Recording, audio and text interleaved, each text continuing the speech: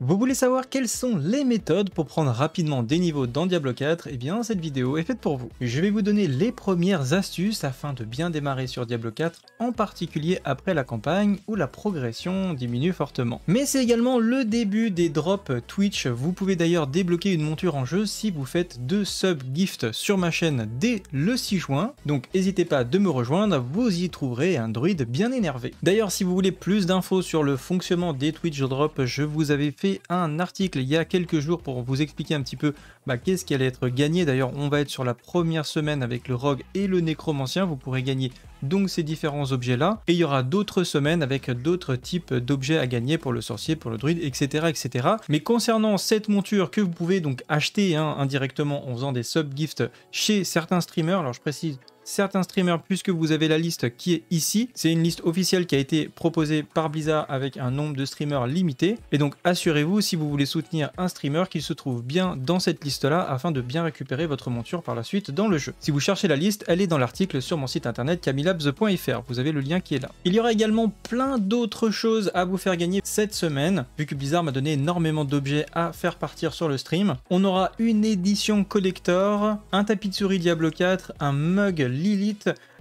une casquette ou deux casquettes je crois, 2 t-shirts et également 2 sweatshirts. On se retrouve donc à partir du 6 juin sur ma chaîne Twitch où vous pourrez retrouver mon druide bien énervé qui est en train d'avancer sur le tourment. Je serai en direct de 9h jusqu'à au moins 16h. Et bien sûr, pour ne pas manquer les prochaines vidéos, n'oubliez pas de vous abonner et d'activer la cloche. Et si vous voulez soutenir d'autant plus le projet, vous pouvez également rejoindre la chaîne pour débloquer du contenu exclusif lié à Diablo 4, comme par exemple ma vidéo sur le druide éboulement qui va jusqu'au niveau 100, avec un article privé sur mon site internet, les talents et tous les parangons. Et ça fonctionne également avec les Twitch Prime, donc avoir accès gratuitement à mes vidéos privées grâce à Discord. Voilà, sur ce, c'est parti!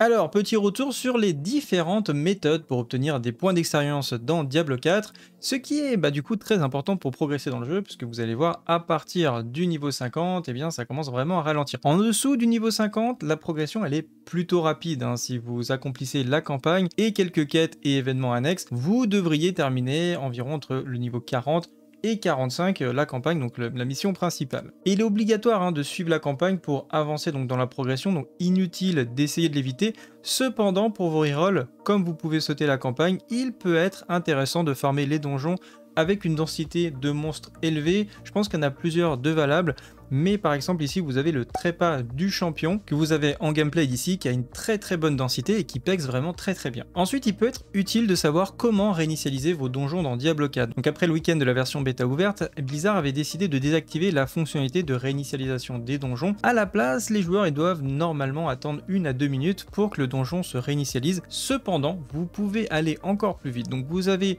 une méthode de réinitialisation solo, donc vous quittez le donjon en courant vers la sortie ou en utilisant l'option quitter le donjon donc dans votre roue d'action. Je vous conseille la deuxième solution parce que c'est clairement la plus rapide. Vous vous déconnectez du jeu, puis vous attendez 10 secondes, donc comptez bien 10 secondes ou un peu plus, reconnectez-vous et votre donjon sera réinitialisé avec votre personnage juste devant. Si vous êtes en groupe, tous les membres du groupe quittent en fait la partie, le chef quitte le donjon, il rentre dans une nouvelle instance après avoir dégroupé, et là les autres joueurs vont du coup le rejoindre et ils seront donc dans une nouvelle instance. Est-ce qu'il est préférable ensuite de jouer en groupe ou en solo? Eh bien dans Diablo 4, c'est clairement à l'avantage du groupe, ça va beaucoup plus vite, et comme il n'y a pas vraiment de cap d'instance par heure, c'est plus important de faire plus de donjons possible en 1 heure, et franchement en groupe on va beaucoup plus vite. Vous pouvez donc vous répartir dans le donjon afin de mieux remplir les différents objectifs.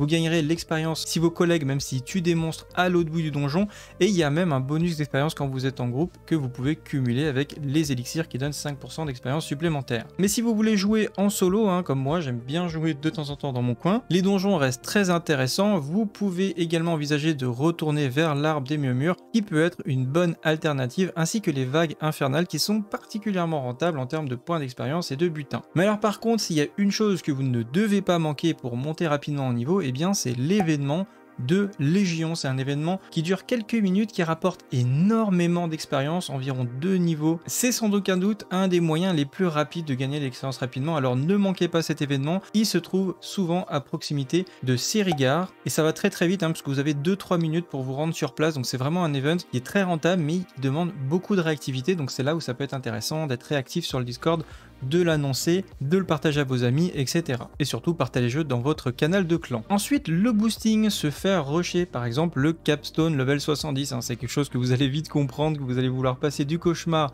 et bien au tourment, vous pouvez vous faire carry, tout simplement, le dernier donjon qui est franchement très difficile. Il est considéré par beaucoup de monde comme plus difficile que des sigils 20 par exemple dans le tourment. Enfin moi personnellement je le trouve assez compliqué, le dernier boss tape quand même assez fort, mais voilà, vous pouvez vous le faire carry, quelqu'un de haut niveau peut venir et de bien stuff, vous tuez le boss et les différents mobs du donjon, et ça vous donne du coup accès à la difficulté du tourment. Donc vous pouvez le faire, vous n'êtes pas obligé d'être au niveau 70 pour commencer le tourment, vous pouvez le faire avant, c'est niveau conseillé 70, et le problème, si vous allez au niveau 70 en tourment, vous ne pourrez pas de toute façon équiper les objets ancestraux, donc déjà vous aurez beaucoup de mal en solo à tuer quoi que ce soit, donc soit vous allez avoir quelqu'un qui va vous carry les donjons, les vagues infernales, etc. et à ce moment là ça peut vous donner effectivement pas mal d'expérience, mais bon ça demande pour eux de vous traîner un petit peu partout et vous serez dépendant d'eux, mais effectivement ça peut être une méthode, ça peut être une solution pour gagner un petit peu de temps et gratter des loots. Après quand vous êtes en solo, et bien tant que vous n'êtes pas à niveau 60 au minimum, il faudra faire machine arrière, revenir en cauchemar pour un petit peu améliorer votre équipement et surtout prendre des niveaux. Et enfin l'importance du level, en fait il semblerait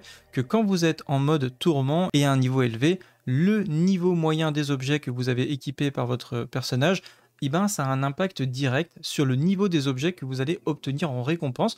Il peut donc être important de vous débarrasser au plus vite de vos objets bas niveau afin d'améliorer les objets que vous obtenez en loot, en récompense, etc., etc. Voilà en ce qui concerne les différentes astuces que je connais à l'heure d'aujourd'hui sur le leveling. Il y en aura évidemment bien d'autres, que ce soit pour des loots, pour des farms, etc. Dans tous les cas, je vous montre tout ça sur Twitch. Si la vidéo vous a plu, n'hésitez pas à la liker et à la partager, ça m'aide énormément pour le référencement. Et donc je vous dis à la prochaine vidéo. Salut à tous, salut la guilde, ciao bye.